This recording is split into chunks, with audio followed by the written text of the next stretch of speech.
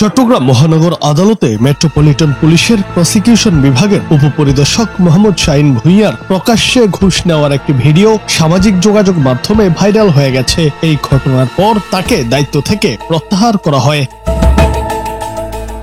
ছড়িয়ে পড়া ৩২ সেকেন্ডের ভিডিওতে দেখা যায় কার্যালয়ে বসে আছেন এসআই শাহিন। এক পর্যায়ে একজন আইনজীবী তার সামনে এসে মানিব্যাগ থেকে কয়েকটি নোট বের করে দেন। শাহিন টাকাগুলো গুনে নিজের কাছে রেখে দেন। তবে টাকা দেওয়া অ্যাডভোকেট তন্ময় বসাক বলেন, এটা ঘুষ নয়, স্বাভাবিক একটা লেনদেন ছিল। কোর্টে কোনো কাজ করাতে গেলে অনেক সময় 50 থেকে 100 টাকা দিতে হয়। সেদিনও আমি জামিনের ফাইল প্রসেস করাতে সামান্য টাকা দিয়েছিলাম। ঘুষ হলে নিশ্চয়ই মোটা অঙ্কের টাকা লেনদেন হতো।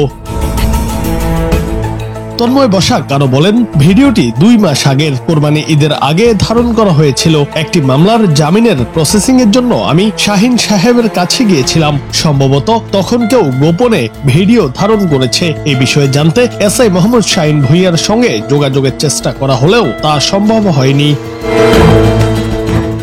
সিএমপি প্রসিকিউশন বিভাগের অতিরিক্ত উপকমিশনার এডিসি মোহাম্মদ মফিজ উদ্দিন বলেন, আমরা ভিডিওটি দেখেছি।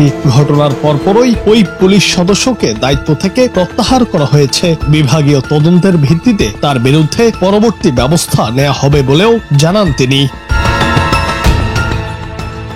জুনায়েদ আহমেদ, বাংলা টিভি।